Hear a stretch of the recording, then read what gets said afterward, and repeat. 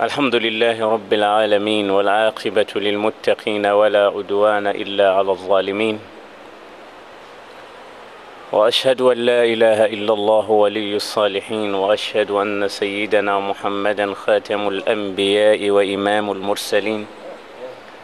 صل اللهم وسلم وبارك على هذا النبي الأمين وعلى آله وأصحابه أجمعين.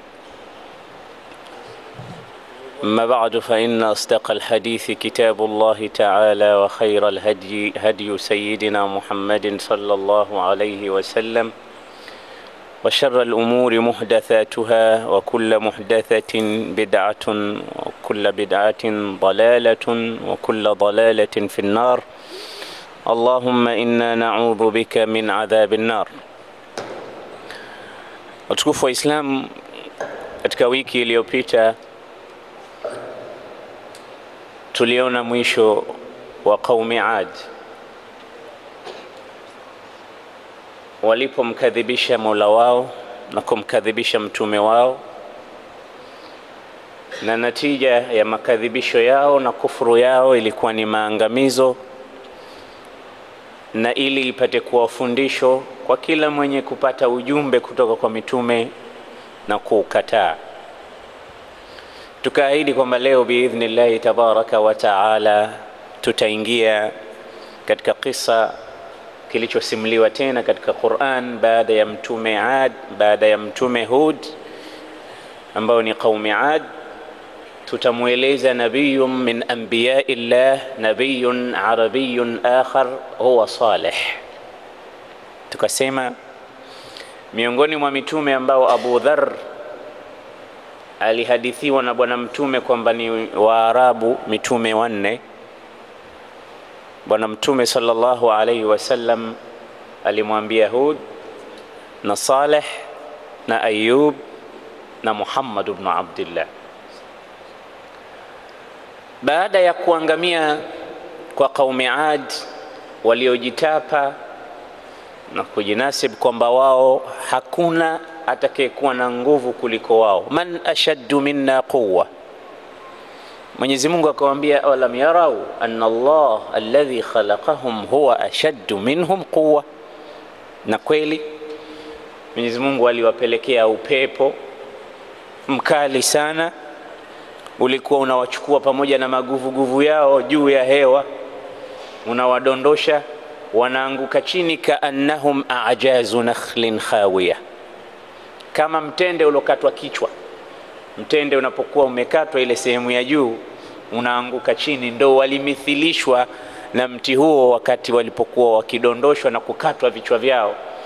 Na kilichosababisha hicho huo ni upepo tu, rih, mfululizo wa siku 8 kuangamia hawa watu. Maisha yakaendelea kama kawaida, watu wema wale wakaendelea na ibada ambazo zilisahaulika baada ya muda mrefu, na wakaja watoto wao wakaanza kumaasi Mwenyezi Mungu tena upya. Binadamu ni mwingi wa kusahau, na hii tuliiona wakati baba yetu Adam mwenyewe alipokuwa msahaulifu vile vile. Lakini ubaya ni kusahau katika mambo ya hatari. Unaposahau katika mambo ambayo hayatoleta madhara, ile sahau yako haitoleta madhara makubwa. Adam aligawa katika umri wake miaka mingapi? 40. Lakini akasahau. Alipokuja malakul maut akamwambia siku zako zimekwisha, akamwambia la, kuna miaka 40 imebaki. Akamwambia si uligawa kwa mwanao Daud? Akasema sikugawa. Fanasi ya Adam. Na ndio mwendo wetu sisi. Sasa hawa mitume huwa wanakuja kukumbusha kile kilichosahaulika kikumbukwe.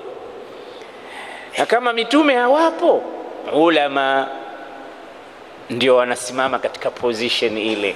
Al-ulamau warathatul anbiya. Mtu asipojishughulisha kuwa karibu na ulama, famathaluhu kamathalil bahaim, itakuwa kama sawa sawa na wanyama, kwa sababu hapati renovation ya imani yake. Na mtume anasema mara kwa mara, jaddidu imanakum, kila mara upya imani yenu. Baada ya kuwa wameendelea katika ukafiri, baada ya muda mrefu Mwenyezi Mungu akawaletea mtume anaitwa Saleh. Fahuwa Saleh ibn Ubaid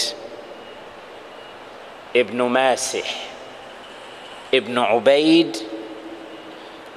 Jina hili majina ya Kiarabu, Saleh ibn Ubaid ibn Masih ibn Ubaid ibn Thamud ibn Iram. Hapa baina Thamud na Iram kuna jina lingine vile vile katika riwaya nyingine, ibn Ubaid ibn Thamud ibn Athir, alafu ndo anakuja ibn Iram, alafu ibn Sam, alafu ibn Nuh. Hawa ndo wazee ambao nadhani tukiwataja hivi tunakuwa tunafahamu kwa sababu ndo asli. Nuh kamzaa Sam, Sam kamzaa Iram, Iram kamzaa Athir au kamzaa Thamud, Thamud akazaliwa na Athir mpaka kufika kwa Sayyiduna Saleh alayhi wa ala nabiyina salatu wassalam. Mtume Saleh kama kawaida yake aliingia katika uwanja ule ule aloingia Nabii Allah Hud. Saleh ibn Ubaid ibn Masih ibn Ubaid, huyu alikuwa pamoja na watu wake wakiishi sehemu kati ya Madinatul Mustafa na Tabuk. Kuna sehemu inaitwa Hijri, na wamepata sharaf vile vile katika Qur'ani kuwa na sura miongoni mwa sura zilizotaja habari za hawa watu, inaitwa Suratul Hijr. Kama vile tulivyokuwa tukisimulia Ashabul Ahqaf, tukasema Ahqaf ni mantiqatu baina Oman wa Yaman, mantiqatu baina Oman wa Hadramut, yani sehemu ya Shihri ndo Ahqaf. Na hawa tumeshawasimulia ambao ni watu wa Hud. Sasa watu wa Hijri walikuwa kiishi katika sehemu shamal gharbi Madina, yani north ya west ya Madinatul Mustafa. Kwa hiyo walikiishi katika Jaziratul Arabia. Kati ya Hijri na Madina ni sawasawa ni takriban kilomita 380. Ukitoka Madina ya mtume hii, Madinatul Munawwara, kienda zako Hijri utakata zaidi ya kilomita 300 kufika huko. Na hizi sehemu ambazo tutazitaja hapa za Hijri mpaka leo zipo athari zake, kama vile ambavyo zipo athari za qaumi Ad na qaumi Thamud, pia vile vile athari zake zipo. Kwa hiyo tunapotaja qaumi Ad, mtume wao alikuwa Hud. Tunapotaja qaumu Thamud, mtume wao alikuwa Saleh. Kwa hiyo unaweza kukuta katika Qur'an kadhabat Ad, kadhabat Thamud. Haya ni makabila. Ad ndio katika makabila yao au wazazi wao wale wanaonasibishwa na Saleh, mzazi wake ambaye anasibishwa katika kabila lake ni Thamud, ambayo pia ni kabila miongoni mwa makabila ya Kiarabu. Tusome baadhi ya ayat ambazo zimekuja katika kisa cha Nabiyullah Saleh. A'udhu billahi minash shaitanir rajim. Bismillahir rahmanir rahim. وإلى عاد أخاهم هودا قال يا قوم اعبدوا الله ما لكم من إله غيره أفلا تتقون قال الملأ الذين كفروا من قومه إنا لنراك في سفاهة وإنا لنظنك من الكاذبين قال يا قوم ليس بي سفاهة ولكني رسول من رب العالمين أبلغكم رسالات ربي وأنا لكم ناصح أمين أوعجبتم أن جاءكم ذكر من ربكم على رجل منكم لينذركم واذكروا إذ جعلكم خلفاء من بعد قوم نوح وزادكم في الخلق الخلق بسطة فاذكروا آلاء الله لعلكم تفلحون قالوا أجئتنا لنعبد الله وحده ونذر ما كان يعبد آباؤنا فأتنا بما تعدنا إن كنت من الصادقين. Aya hizi ni aya tunazikumbushia katika kisa cha Ad. Nimezisoma kwa sababu tutakapozisoma aya za Thamud zinafanana. Hii inaonyesha wazi kazi ya mitume haikuwa tofauti, na kama kazi ya mitume haikuwa tofauti, dini haziwezi kuwa nyingi, kwa sababu wote ilikuwa kazi yao ni moja peke yake. Na tutapata katika hizi aya tutakazosoma, Mwenyezi Mungu anasema kadhabat Thamudul mursalin, watu wa Thamud wamewakadhibisha mitume, wakati watu wa Thamud walipelekewa mtume huyu mmoja, lakini Mwenyezi Mungu akaleta kwa plural al-mursalin.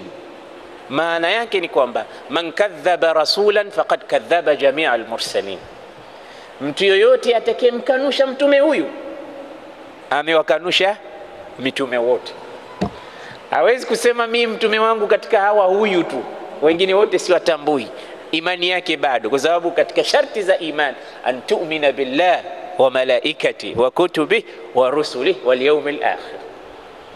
Sasa kama hali ni hiyo, haiwezekani katika hii dunia kuwa na dini nyingi. Kama Mungu ni mmoja, kama sheria ni moja, itakuwa na itijahi yetu ni moja, na wanadamu wote baba yao ni mmoja. Haziwezekani tena kuwa na dini 20, 100, 30 ngapi. Dini lazima iwe moja. Kwa hiyo watu watafute Mungu mmoja aliye dini moja, aliyewaleta mitume wakafanya kazi moja. Sasa maneno haya aliyozungumza Nabii Hud ndio atakayoyazungumza Nabii Saleh alayhi wa ala nabiyina salatu wassalam.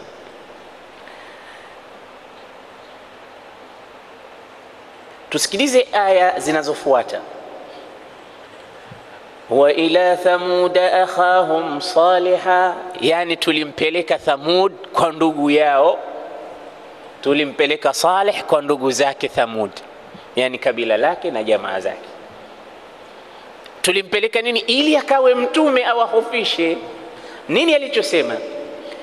Qala ya qaumi ibudu Allaha ma lakum min ilahin ghayruh, sawa bin sawia na maneno aliyosema Ad. Enyi watu wangu, muabuduni Mola mmoja, hamna mtu mwingine, Mungu mwingine asiyekuwa Allah. Haiwezekani kwamba nyinyi mfanye ibada yao masanamu mkawafanya ndio miungu wenu, wanakupeni, wanakuondosheni au wanakubarikini. Hawabariki kitu hawa. Malakum min ilahin ghayru qad jaatkum bayinatun min rabbikum, imekuja kutoka kwa Mola wenu bayana, ubainifu. Mimi ni mtume kwenu, nimekuja kukuondosheeni mizigo ya shirki ambayo nyinyi mnamshirikisha Mwenyezi Mungu. Nasikiliza, angalia wajhu shaba ya hizi ayat katika suratu Al-A'raf na katika suratu Hud. Utakuta risala ni ile ile. Na kwa nini inarudiwa? Huwa maneno yakirudiwa huwa yanachosha, lakini sio maneno ya Qur'an.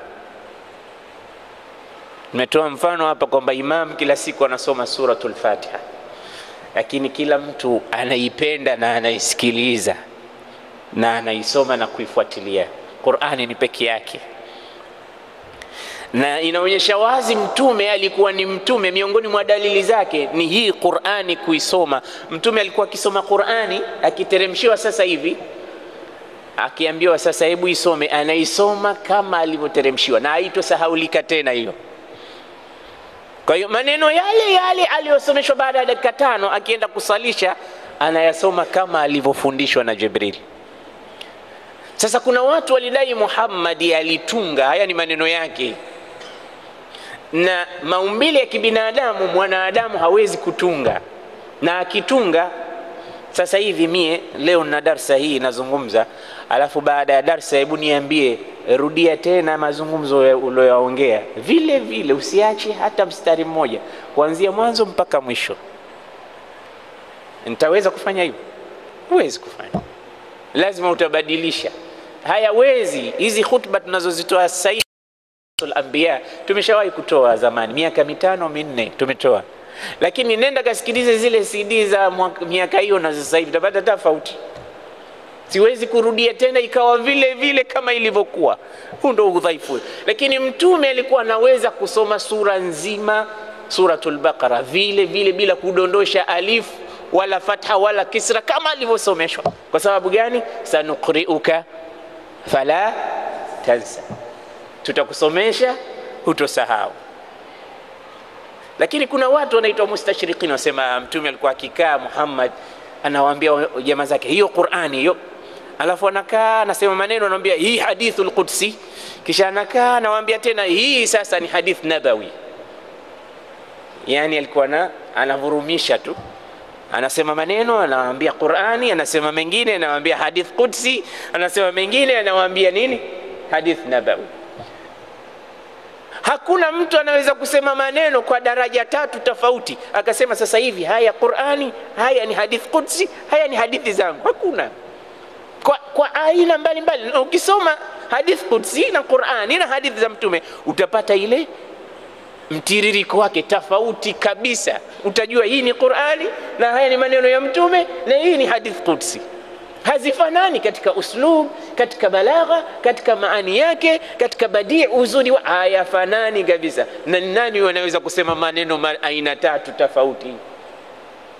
Yani wana mustashriqina, yani ni makafiri wanaopinga dini, huwa mara nyingine wanaleta hoja ambazo wao wanafikiri zitatia dosari dini, kumbe zile hoja zenyewe ndo zinanyanyua kiwango cha mtume Muhammad, zinaonyesha wazi kwamba huyu alikuwa ni mtume. Anasemaje? wa ila thamuda akhahum saliha qala ya qaumi ibudu allaha ma lakum min ilahin ghayruhu huwa ansha'akum min al-ardi wasta'marakum fiha فاستغفروه ثم توبوا إليه إن ربي قريب مجيب. Anasema dalili ya kukupendeni Mwenyezi Mungu, amekuleteni katika sayari hii, akakuwekeni na akakupeni vitu vya kuendesha maisha yenu. Basi njoni mulete istighfar, maneno yale yale ya Nabii Nuh. Wanapita kwenye njia zile zile walizopita wenzao, na ndio maana mtume anasema ma kuntu bid'an min ar-rusul, mimi sio bid'a, mimi sio kizushi, sio kituko, sikuzuka tu, mimi nawafuata ndugu zangu. Anasemaje? inma bu'ithtu li utammima makarim al-akhlaq, hakika nimetumwa kuja kutimiza. Wenzangu walianzisha jengo hili, mimi nakuja kumaliza. Finishing ya jengo hili analimaliza mtume, walishakwisha kujenga ndugu zake kabla. Kwa dini moja na muaskari tauhid, kambi ya tauhid ya la ilaha illa Allah ilikuwa ni moja, na kama vile ukafiri pia ni aina moja mpaka leo, japo kuna design mbalimbali. فاستغفروه ثم توبوا إليه إن ربي قريب مجيب. قالوا يا صالح قد كنت فينا مرجوا قبل هذا. reaction hiyo sasa alipoanza kutangaza Nabii Saleh, acheni miungu hiyo, masanamu hayo, mawe hayo mmeachonga wenyewe, wakakurupuka wakamweka kitako, akamwambia ya Saleh, ewe Saleh, kad kunta, zamani tulivyokuwa tunakuona unavyoenukia, ulikuwa marjuwan fina, tunatarajia mazuri. Maana ilikuwa hatuamrishi kitu bila kukusikiliza unasemaje juu ya kitu kile, ilikuwa hatuamui jambo bila kukusikiliza una rai gani. Yani inaonyesha ni mtu ambaye kwanza alikulia na wao wakiwa wanamtegemea kwamba huyu siku za mbeleni huyu atakuwa na jambo. Ndio maana maneno haya yanasema qad kunta fina marjuwan qabla dhalik, kunna na'mal fik. Kama vijana wetu tunapowaona madrasa, mashuleni, misikitini, huyu kijana huyu siku za mbeleni tunatarajia kwamba atakuwa miongoni mwa vijana wema. Ndio hali kama hiyo wanaonyesha, wanasema ni nyota inayonyanyuka sasa, na nyota njema huonekana alfajiri. Kwa hiyo walimuona akhlaq zake, wakamuona na hali ya maisha anayoishi, huyu atakuwa mtu. Na utu wenyewe kumbe ndio utume anapewa. Sasa ameshapewa, kwa nini wasimwamini? Kama mtume alivyokuwa akiitwa nani?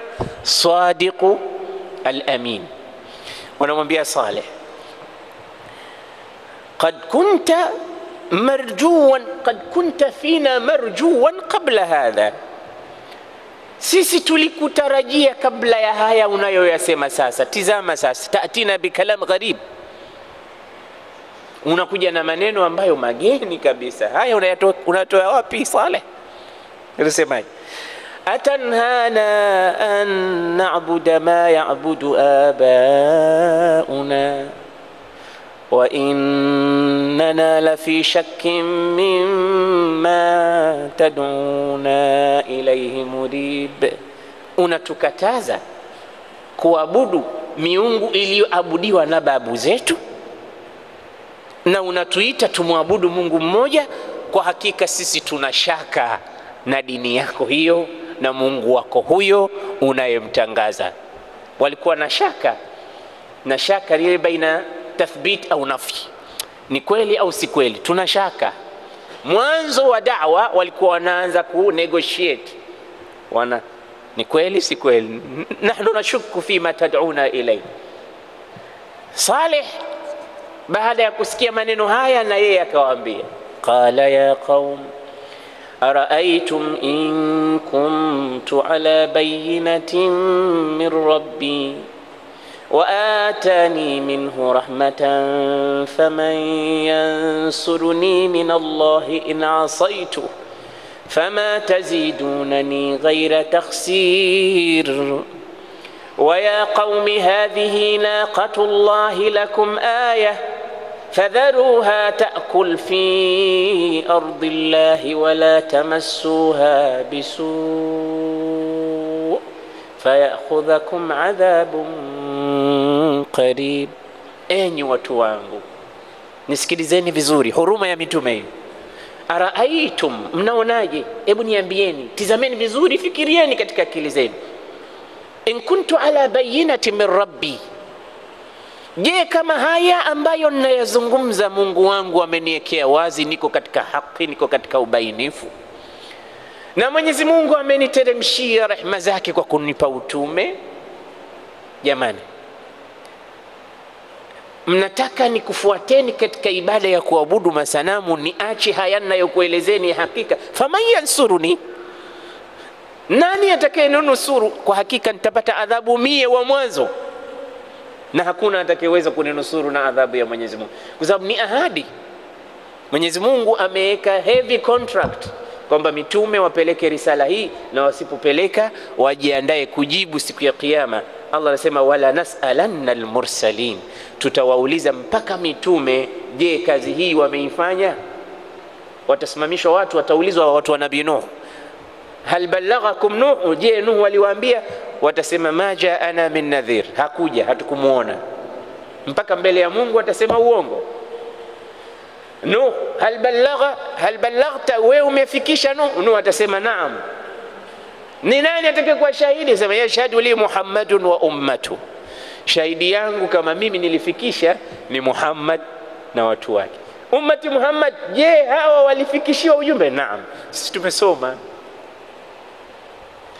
Siku ya kiyama sisi katika ummati Muhammad atakayesimamishwa yoyote, hebu waeleze walifanya nini watu wa Nuh. Tunaweza kuwaeleza kwa sababu ya haya tuliyosomeshwa. Ndio maana Allah akasema wakadhalika ja'alnakum ummatan wasatan litakunu shuhadaa 'ala an-nas, nyinyi mtakuwa mashahidi kwa watu. Kwa hiyo hizi habari tunazisoma. Kitu kilichofuata baada ya da'wa hii ya watu wa Saleh na neema mbalimbali ambazo Mwenyezi Mungu amewaneemesha. Na miongoni mwa hizo neema subhanallah zilikuwa zinafanana, ni sawa bin sawia na neema za qaumi Ad. Qaumi Ad walikuwa wana majumba ya kifahari, na qaumu Saleh vile vile walikuwa na majumba ya kifahari. Bali wao Mwenyezi Mungu jalla jalaluhu katika kuelezea neema zake juu yao, sikiliza hii aya, anasema kadhabat thamudul mursalin idh qala lahum akhuhum salihun ala tattaqun inni lakum rasulun amin fattaqullaha wa ati'uni wama as'alukum alayhi min ajr in ajriya illa ala rabbil alamin atutrakuna fima hahuna aminin في جنات وعيون وزروع ونخل طلعها هضيم وتنحتون من الجبال بيوتا فارهين فاتقوا الله وأطيعون. aya hizi zinaeleza neema halisi waliokuwa wanaishi hawa watu. Kadhabat thamudul mursalin, wamekadhibisha watu wa Thamud mitume, sio mtume mmoja. Ndio tumesoma kumkadhibisha mtume mmoja ni sawa sawa na kuwakadhibisha mitume wote. Ukimkataa mmoja tu umekataa wote, kwa sababu kazi yao ilikuwa moja. Idh qala lahum akhuhum Salihu, siku alipowaambia ndugu yao Saleh, ala tattaqun, hammogopi Mungu? Inni lakum rasulun amin, mimi kwenu nyinyi ni mtume mwaminifu. Fattaqullaha, mcheni Mwenyezi Mungu, wa ati'un, na munitii mimi, wama as'alukum alayhi min ajrin, na tena sina mimi ninachokitaka kutoka kwenu cha ujira wowote. In ajriya illa ala rabbil alamin, ujira wangu mimi unatoka kwa Mola wa viumbe vyote. Atutrakuna fima hahuna aminin, tizama namna Mwenyezi Mungu alivyowaeka mkiwa katika amani na salama. Amani ni neema kubwa sana. Leo Somalia ni miaka 24 au takriban, amani hakuna. Watu wanaishi katika hali ya hofu, kila siku hali inazidi kuwa mbaya. Watu wanaacha majumba yao, wanaondoka kila mahali. Nchi hii ya Kiislamu tunaona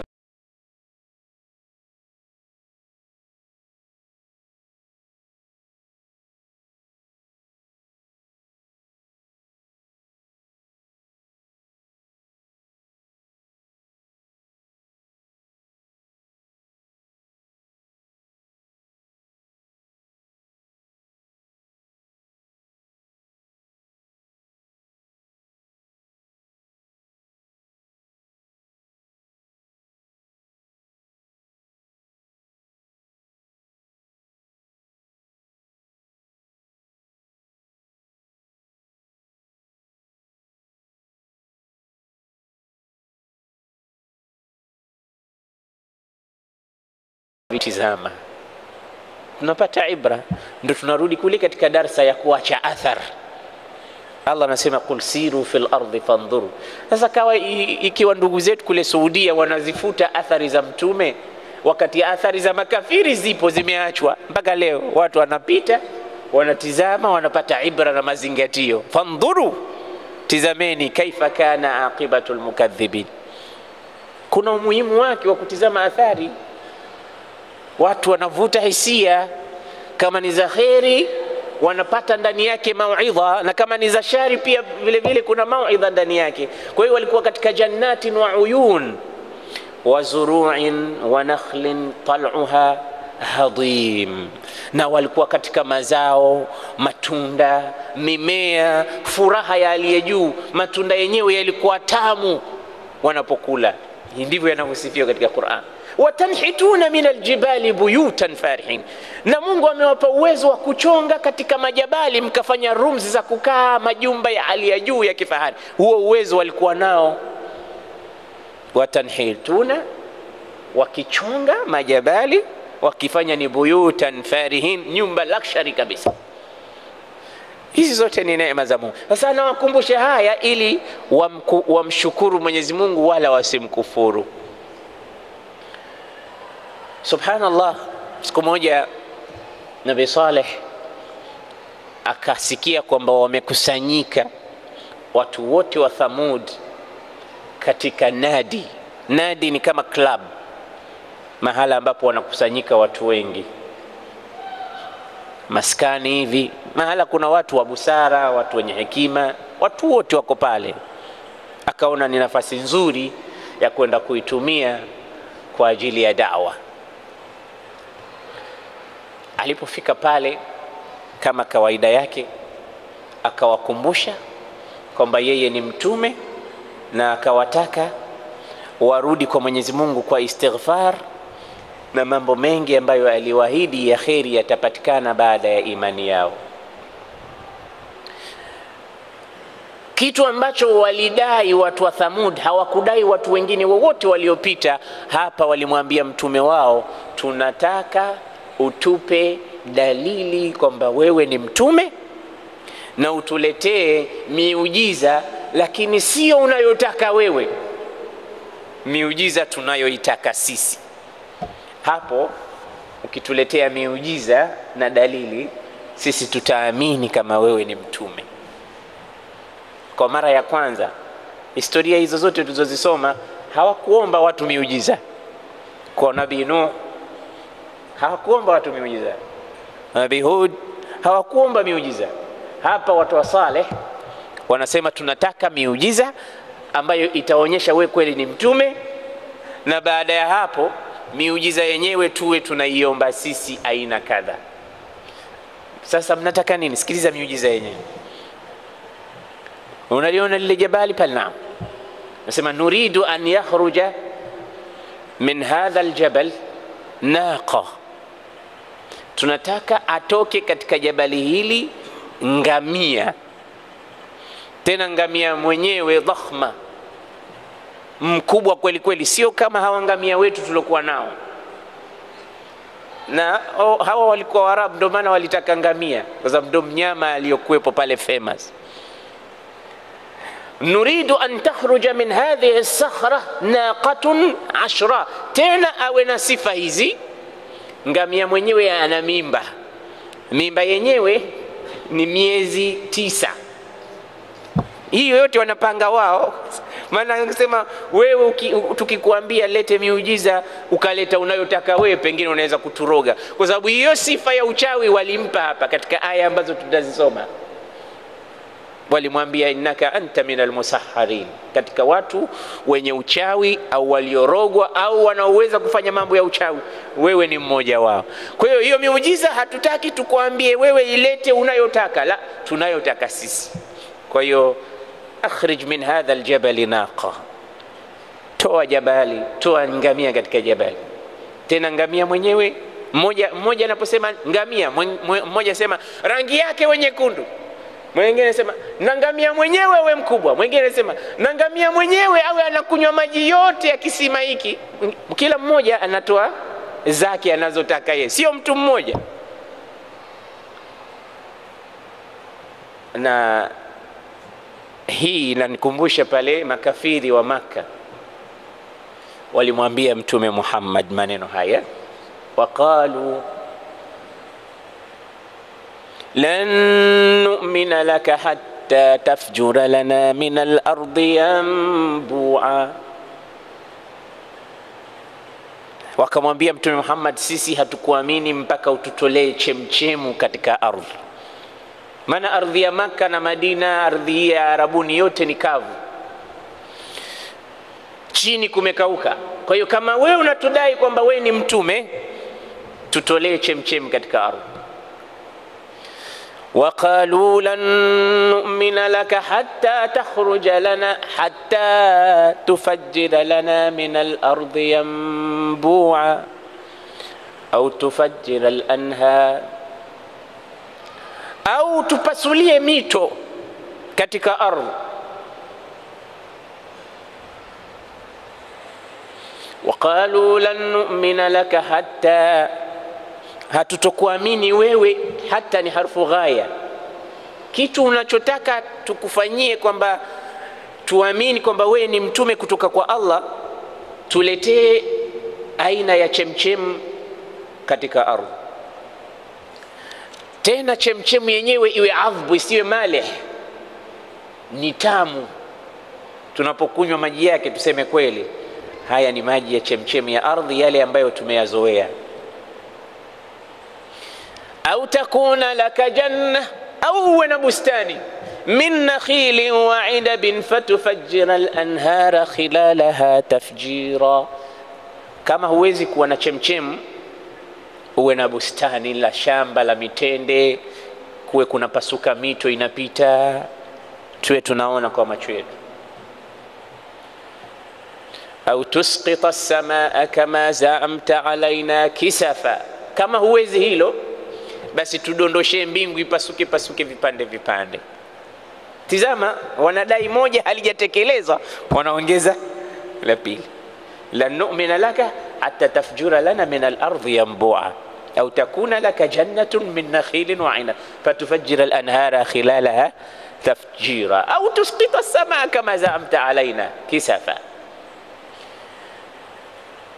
au ta'tiya billahi wal malaikati qabila. Au kama huwezi kutudondoshia mbingu vipande vipande, mlete Mungu na malaika wake waje hapa face to face. Mungu tumuone huyu hapa na malaika wake wakukamate mkono, wakuintroduce wewe mbele yetu, sema bwana huyu ni mtume wangu, muaminini na kuombeni. Yani Mungu aje amueleze mtume kwamba mimi ndo nimekuja na muintroduce khasa la ilaha illa Allah Muhammadur Rasulullah. Hii ni kuonyesha kwamba hawataki kuamini. Sasa basi semeni kimoja moja. La, ikitoka hiki anasema hiki, au tusqita as-samaa kama za'amta alaina kisafa au ta'tiya billahi wal malaikati qabila au tarqa fi as-samaa. Au kama huwezi kumleta Mungu hapa na malaika wake, tukuone unakwea mbinguni, tukuone kuwe na ngazi unapanda mbinguni na ngazi. Au tarqa fi as-samaa wala nu'mina liruqiyika hatta tunzila alaina kitaban naqra. Wala hatutokuamini hata ukipaa mbinguni, usijisumbue bure. Angalia, وقالوا لن نؤمن لك حتى تفجر لنا من الأرض ينبوعا أو تكون لك جنة من نخيل وعنب فتفجر الأنهار خلالها تفجيرا أو تسقط السماء كما زعمت علينا كسفا أو تأتي بالله والملائكة قبيلا أو يكون لك بيت من زخرف. Au kama huwezi hayo, uwe na nyumba ya dhahabu. Kwani wewe maskini kama mtume utakuwaje na nyumba ya matope? Tukuone una nyumba ya dhahabu. Au yakuna laka baitun min zukhruf au yakuna laka baitun min zukhrufin au tarqa fi as-samaa, au tukuone unakwea mbinguni.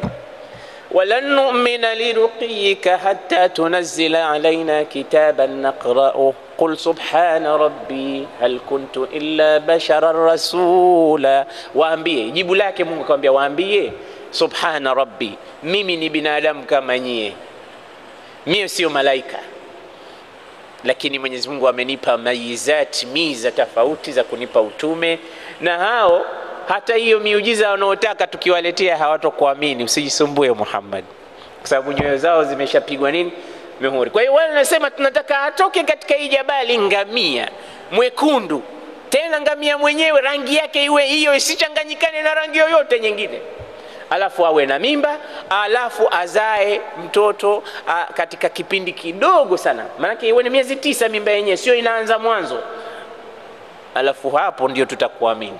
Akawauliza Saleh, araaitum law istajabtum law ajabtukum ila ma tad'uni ilay, mnaonaje kama nitakuitikieni nikufanyieni hayo mnayoyaomba biidhnillah, tu'minuna bi tusaddiqunani? Na kuulizeni swali, nikikufanyieni hayo mnayoyaomba, nilete ngamia kwa sifa mlizozitaja, mtaniamini? Kama mimi mtume mtaacha kuabudu masanamu? Kwa nini? Angaambia basi. Saleh akajitenga pembeni kidogo, akaanza kumnyenyekea Mola wake, akapiga sala zake, akatadarra kwa Allah, naomba. Wa idha bisakhrati tatazalzal, pale pale jabali likaonekana linatikisika. Wa takhruju minha naqatun ashra, na anatoka katika jabali lile ngamia mkubwa, hajawahi kuonekana tena, kisha kuwa na mimba. Hakuna dume lilokuwepo pale, lakini vile walivyotaka ndivyo alivyokuja ngamia. Nani aliyefanya kazi haya? Innama amruhu idha arada shay'an an yaqula lahu kun fayakun. فسبحان الذي بيده ملكوت كل شيء وإليه ترجعون. Uwezo wa Allah. Ngamia akatoka akitembea na vishindo, unasikia ile vishindo vyake, kwa sababu sio sawa na ngamia wale waliokuwepo pale. Maana vile vigamia vyao vidogo vidogo vilivyokuwa vikimuona wenyewe vilikuwa vinakimbia, maana huyu kama sio mwenzetu. Sasa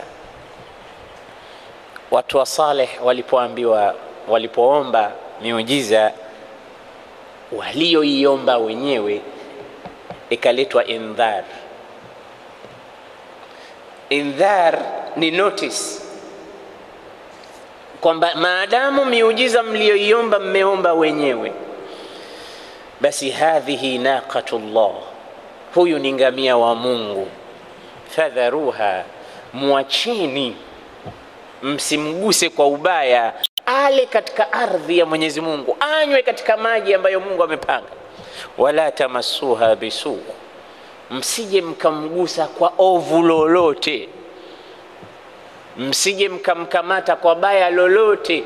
Fayakhudhakum adhabun qarib, katika aya nyingine adhabun alim, katika aya nyingine adhabu yawmin adhim. Mkimgusa siku yoyote tu, alama ya hatari hapo itatokea, mtapata adhabu kali sana kwa kumgusa kwa ubaya. Msimbughudhi, msimkere ngamia huyu, mwacheni katika ardhi, anakula anakunywa, na tena katika ugavi ambao Mungu amepanga, kwa sababu mmemuomba wenyewe. Huyu utabidi mshirikiane naye katika kisma cha maji. Waambie kwamba maji ambayo wanayatumia ni qismatun lahum walinnaqa, itabidi wao wana siku yao ya kunywa maji, na ile siku yao wachote kabisa na siku ya pili, kwa sababu itakuwa nizamu ya ngamia. Ikiwa zamu ya ngamia, wasije wakaingia katika kisima cha maji kutaka maji. Kwa hiyo chukueni kabisa akiba yenu ya maji ya kesho, ili msimbughudhi ngamia wa Mungu. Na la ajabu, walikuwa wakimkama ngamia maziwa yakitosha mji mzima. Huyu ngamia hakuwa kawaida. Tumesema siku ya pili wakichukua maji, alafu siku nyingine wanakama maziwa ya ngamia yule, wanatumia wote, mji wote pale, sio mtu mmoja tu, wote wanakunywa ngamia maziwa ya ngamia yule. Subhana rabbi. Tuzisome aya katika sura Hud ambazo bado zinatueleza namna ya qaumi Saleh walivyoletewa miujiza ya ngamia. Allah nasema, قال يا قوم أرأيتم إن كنت على بينة من ربي وآتاني منه رحمة فمن ينصرني من الله إن عصيته فما تزيدونني غير تخسير ويا قوم هذه ناقة الله لكم آية فذروها تأكل في أرض الله ولا تمسوها بسوء فيأخذكم عذاب قريب. Hapa nawaambia enyi watu wangu, huyu ni ngamia wa Mungu. Idhafatu tashrif, ngamia wa Mungu muacheni katika ardhi ya Mungu, anakula kwa nafasi yake. Wala tamassuha bisu'in fayakhudhukum adhabun qarib, kwa sababu mkimgusa kwa ubaya adhabu iliyo karibu itakupateni. Na aliwakumbusha kwamba qaumi Ad hawako mbali nanyi, ni juzi tu, miaka ya karibuni. na mtu mwerevu ni yule mwenye kuchukua darsa kwa mwenzake aliyepita. Hao watu walikuwa wanajua kwamba historia yao na kaumi Adi haikuwa mbali, ni miaka ya karibuni tu hapa. Wenzetu waliangamizwa kwa upepo mkali. Sasa kwa nini wao wasitie akili? Na binadamu mara nyingi anatakiwa, Imam Shabi anasema itta'idh bighayrika wala yatta'idh ghayruka bika, chukua mazingatio kwa watu na wala watu wasichukue mazingatio kwako. Yani chukua masomo kwa waliopita. Kila mmoja, kama we ni kiongozi, ni mtu wa siasa, ni raisi, ni waziri, ni mbunge, ni sheha, ni imamu, ni shekhe, ni alim, ni mwalimu, chukua mazingatio. Lazima katika fani ile kuna watu walifanya mambo makubwa, madogo, mazuri, mabaya.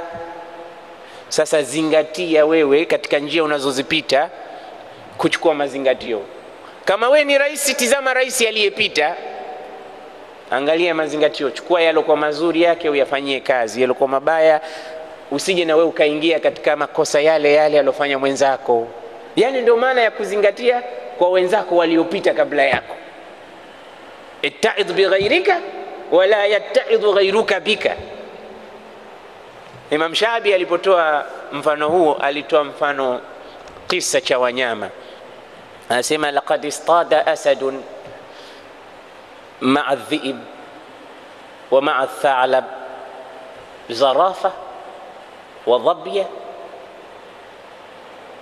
Siku moja simba na mbweha na mbwa mwitu walikwenda kuwinda, wakapata dhabi na arnab na zarafa. Katika kuwinda kwao wakapata wanyama watatu.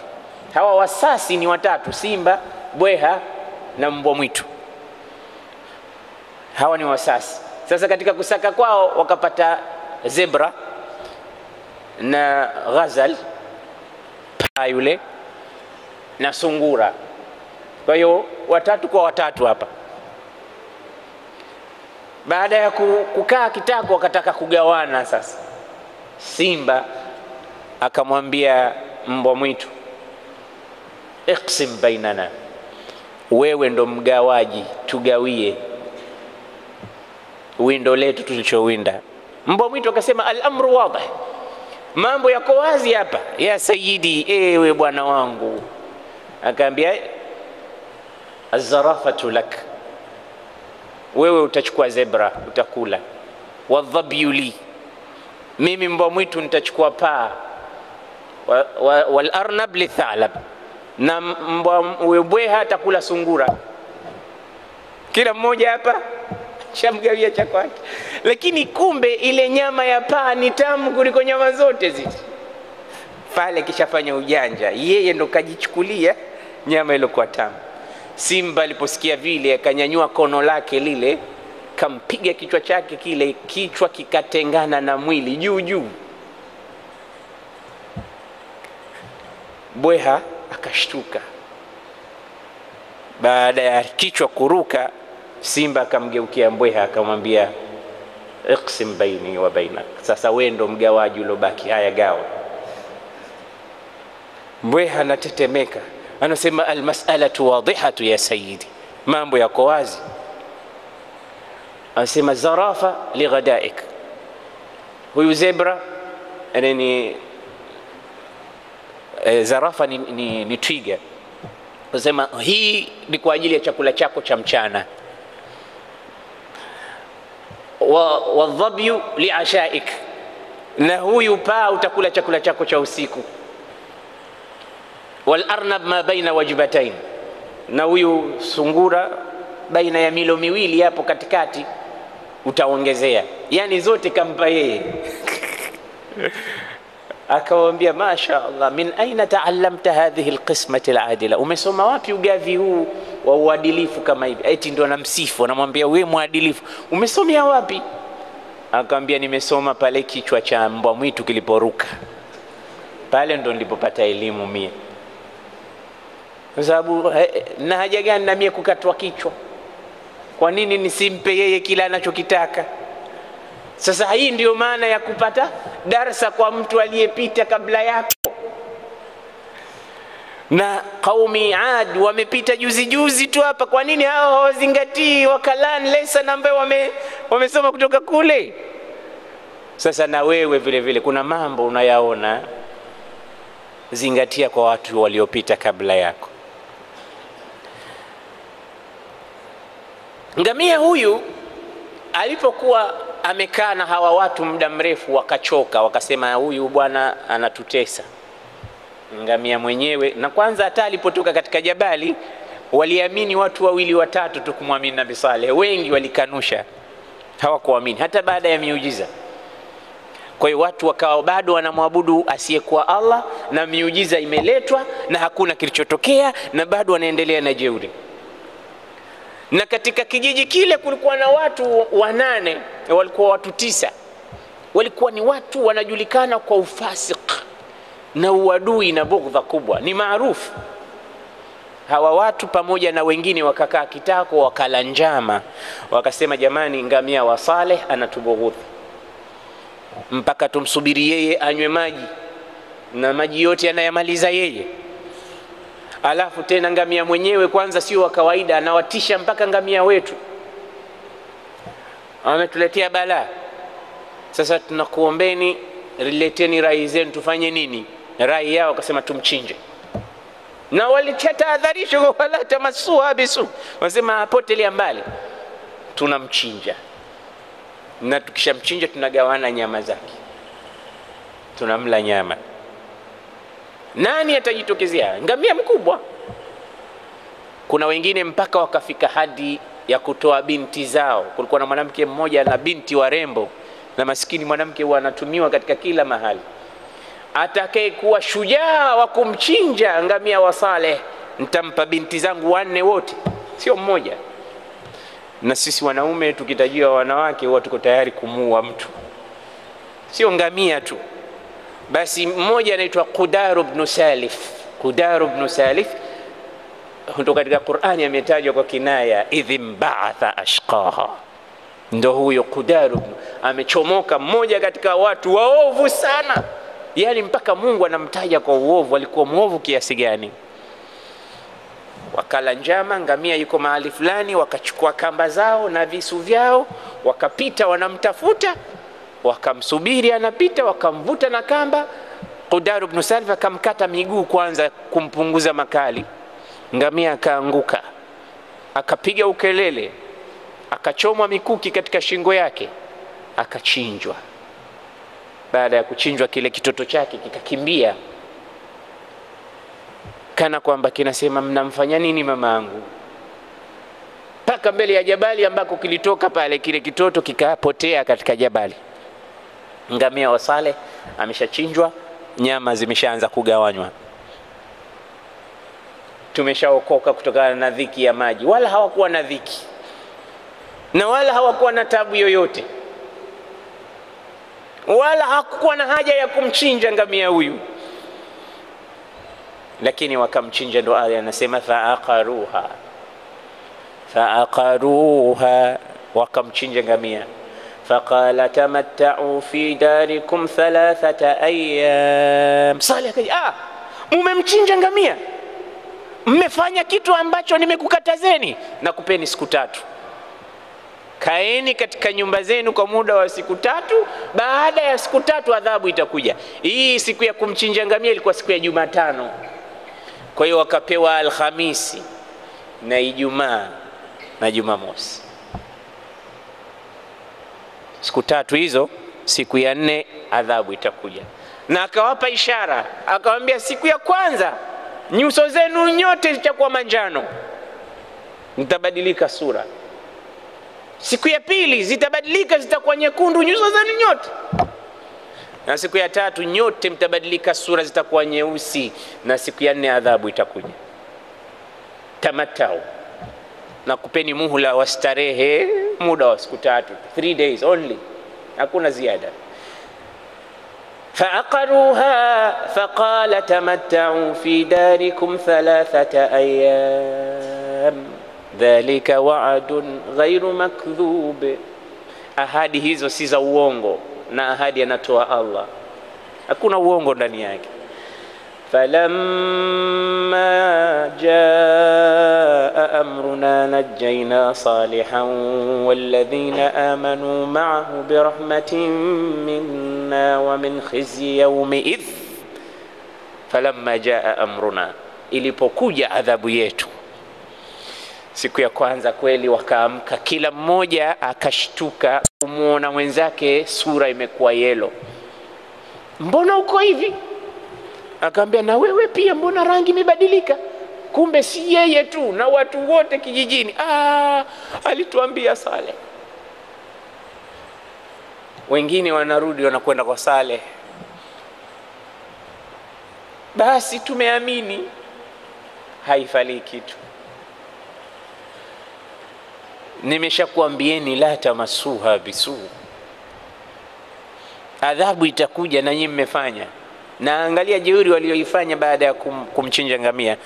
Walipomchinja walimwambia ya Salihu, ewe Saleh, itina bima ta'iduna in kunta min almursalin, sisi tushamchinja, kama kumchinja ngamia tayari, sasa we lete hiyo adhabu kama kweli kuna adhabu na we ni mtume. Angalia jeuri, yani kosa umefanya na bado una tahaddi, challenge, kama kuna kitu kinakuja cha adhabu kilete, tunakisubiri. Ndio akamwambia tamatau fi darikum, kaeni katika majumba yenu 3 ayyam, dhalika wa'dun ghairu makdhub. Zilipofika siku ya pili, nyuso zikabadilika zikawa rangi nyekundu, na siku ya tatu ikatokea nini? wa akhadha alladhina zalamu as-sayhatu fa asbahu fi diyarihim jathimin ka'an lam yaghnaw fiha ala inna thamuda kafaru rabbahum ala bu'dan li thamud. Waliokufuru wote ikaja adhabu ya ukelele, sayha. Jibril alipiga ukelele mmoja tu. Ukelele unapotokea masikio haya yanapata tabu sana, hasa ukiwa si wa kawaida. Wale wenye kusafiri na ndege mara kwa mara nyingi hata wakishuka kwenye ndege hawasikii. Ni ukelele ambazo wewe umo ndani ya ndege wala hauna bughudha yoyote, lakini kwa kile kishindo chake. Sasa niambie, je, atakayepiga ukelele huo ikiwa ni Jibril mwenye mbawa 600, tena mbawa zenyewe huku huoni mwisho wala huku huoni mwisho, ma baina janahin ila janah kama baina samai wal ardh, kutoka ubawa mpaka ubawa ni kama mbingu na ardhi. Alafu Mungu alimsifu akasema dhi quwwatin inda dhil arshi makin. Akipiga ukelele kwamba ni kelele, apige ukelele, itakuwaje? Basi roho zote zikatoka kwa ukelele, ikawa mili bila ya roho. Ndio Allah hapa anatuambia wa akhadha alladhina zalamu as-sayha fa asbahu, wakapambaukiwa fi diyarihim jathimin, arwah ajsad bila arwah, hakuna kitu.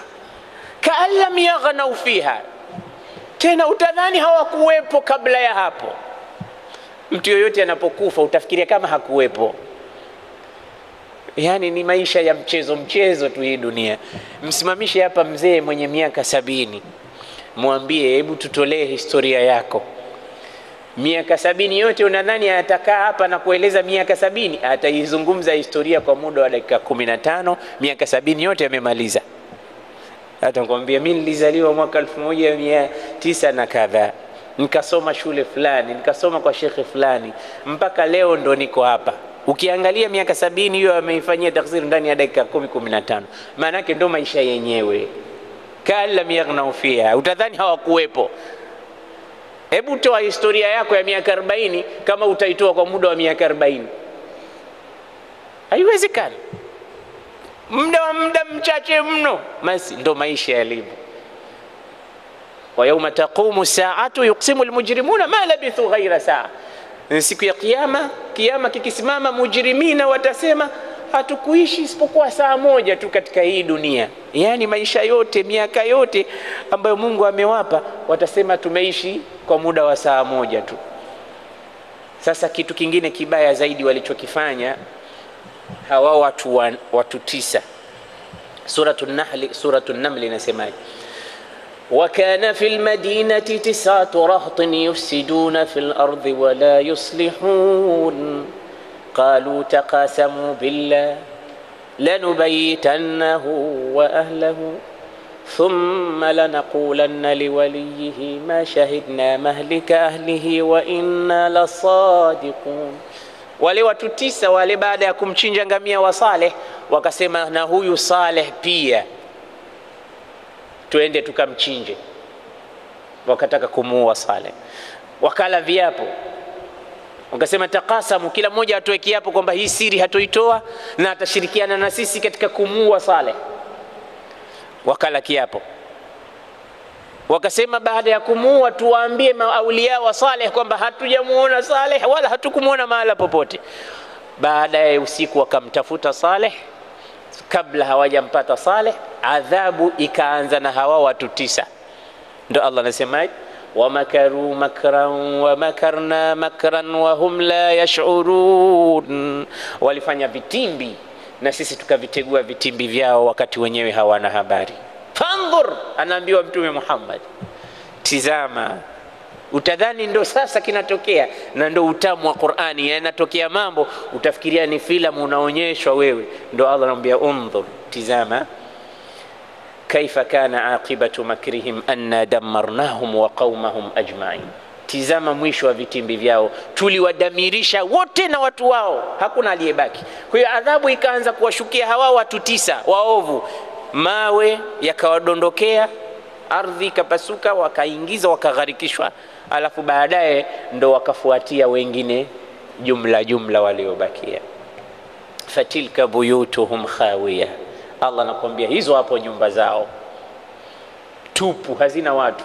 Na ukipita katika Madainu Saleh utaziona, na Mtume alipita sehemu hii na masahaba, watu wakaingia katika visima vyao walivyokuwa wakitumia kuangamia huyu, wakachota na maji na viungu vyao. Mtume akaja akawakataza, akamwambia mwageni maji hayo na viungu hivyo vunjeni, na hapa msiingie ila mnalia, kwa sababu mahala ambapo palitokea adhabu. Wa illam tabku fatabakau, hapa mahala sio pa maskhara. Na Mtume alikuwa akipita mahala popote pa adhabu alikuwa hapendi kukaa kawa na furaha na enjoy, anakuja anafanya ibra na mazingatio.